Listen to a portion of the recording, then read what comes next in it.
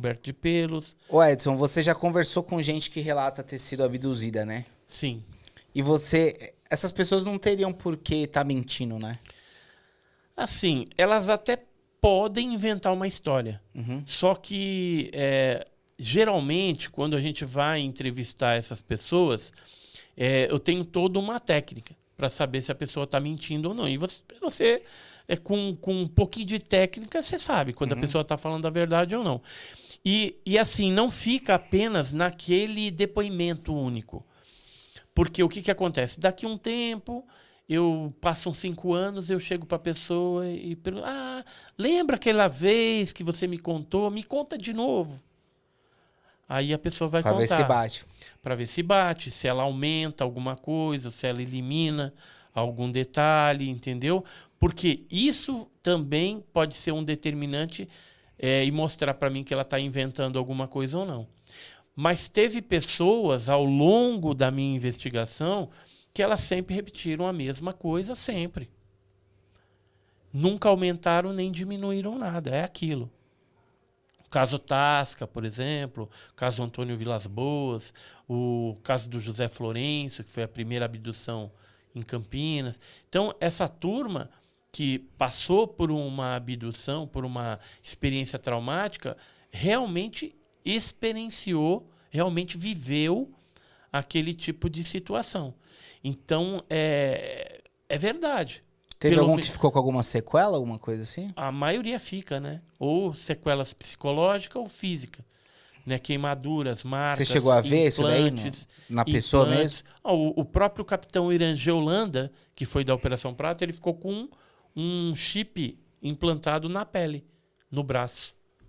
Outros militares tinham implante na perna, né? Ele tinha no braço e alguns outros tinham na perna. Tem pessoas que às vezes é na cabeça, às vezes é na mão. E isso é só você ir num... Se o implante for metálico, você tira um raio-x, vai estar lá. Se for um implante biológico, faz ultrassonografia, vai estar lá.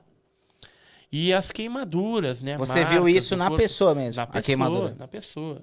Deixa eu ver se do Antônio Nelson Tasca, ele ficou uma queimadura em forma de V nas costas, né? Um negócio bem feio. E ele não sentia dor, nada, né? Ele simplesmente... Aqui, ó. Esse aqui é do Antônio Nelson Tasca.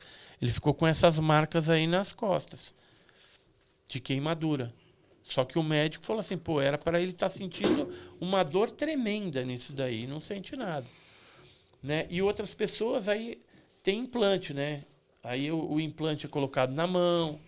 Cara, que loucura, hein? Os implantes, alguns são retirados, né? Aqui alguns implantes que já foram retirados. Aqui é um desenho... isso aqui existe mesmo em algum lugar? Existe. Acontece com bastante testemunha. Esses objetos de metal estão em algum lugar? Estão nos Estados Unidos. Porque, assim, é metamaterial também, né? E, geralmente, alguns eles já analisaram. Descobriram que são materiais metálicos de alto grau de pureza. Por exemplo, se é alumínio, alumínio em alto grau de pureza. Se é magnésio, magnésio em alto grau de pureza.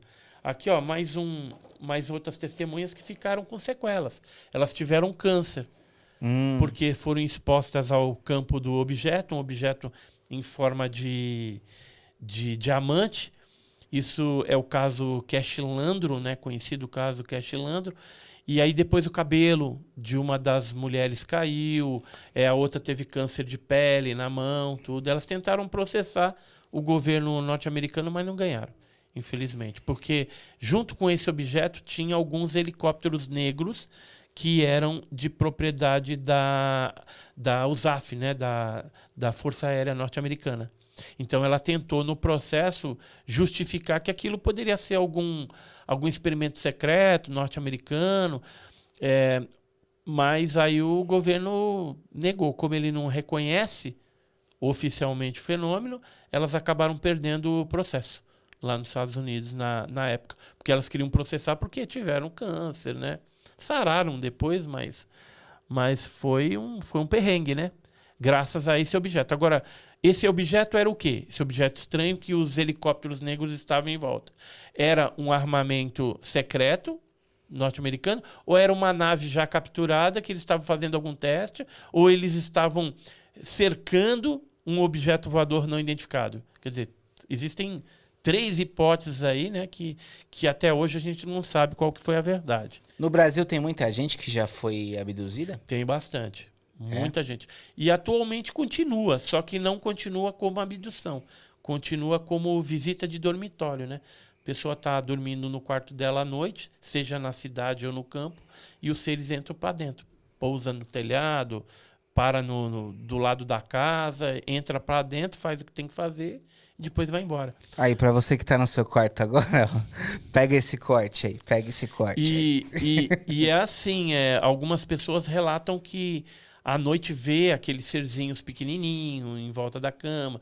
Geralmente isso é seguido de uma paralisia, né, que paralisia do sono, que o pessoal fala, que Sim. a pessoa não consegue se mexer, parece que está Tempo meio meio que travada uma ali. pausa no tempo, assim. É como se ela tivesse hipnotizada ali de alguma forma e não conseguisse ter os movimentos do Sim. corpo dela. Só mexe o olho, vê que tem aqueles vultos, aqueles seres, e às vezes elas descrevem esses seres carecas, né, com olho preto, cinzentado. Esse é o Grey, né? Esse é o Grey. O mais comum é o Grey, né? É o Grey. Que é o olhão, tal, carequinha, olhão. Isso aí.